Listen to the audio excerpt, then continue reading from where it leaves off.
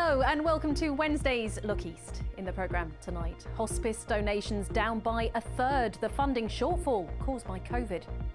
On average, we're losing £25,000 a week, and with our trading and our shops closed, we've lost about £800,000. A £20 million loan to plug Peterborough's finances. It's a massive council bailout to cover key services. I'm at the Hemingwell estate in Wellingborough, finding out how this will help young people stay fit and stay focused.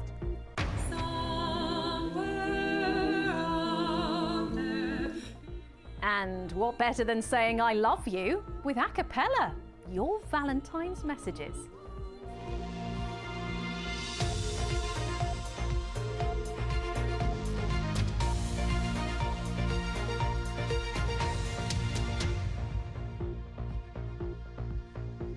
First tonight, they look after people who are dying, victims of domestic abuse, and they help thousands of elderly people who have become isolated and confused.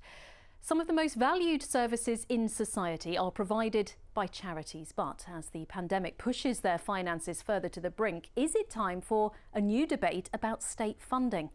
The Garden House Hospice in Letchworth relies heavily on donations, and with its charity shops closed, it's lost £800,000 since March. But through rigorous testing, it's managed to stay open to give hope to those with life-limiting conditions. Kate Bradbrook has been given access inside their day unit. Arriving for a day appointment here at Garden House Hospice, Kevin Moore has a chronic lung condition called COPD. He used to be in a wheelchair, but now, after weeks of rehabilitation, he's back on his feet. Last year, when the lockdown came, I was sort of got to bedridden. I was in hospital 3 times through the year, and was sort of like wheelchair bound September time, and they opened up again here. I can actually start getting around my bungalow again, and I put it down to this place. All visitors to the hospice now have to take a COVID-19 test on arrival. That includes Kevin, myself and cameraman Andy. Kevin's condition means he's exempt from wearing a mask, but he's about to be put through his paces. Back in October, he could only manage 2 minutes on the treadmill. Now he can do 3 sets of 6. It's always the end results which it's all about, isn't it? And certainly for me, it helps my tubes down my lungs open up, because without it and that, I was sort of pretty much immobile, like, yeah. During the first lockdown, this centre was closed.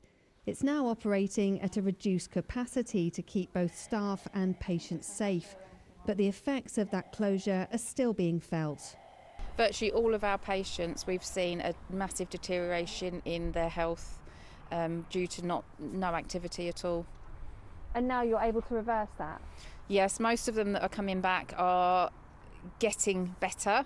Some are back to their pre-COVID lockdown, but not all of them. But we will just keep working with them and getting them back there. Another knock-on effect of the pandemic is the loss of income from charity shops. The hospice has received some government funding, but there's still a shortfall.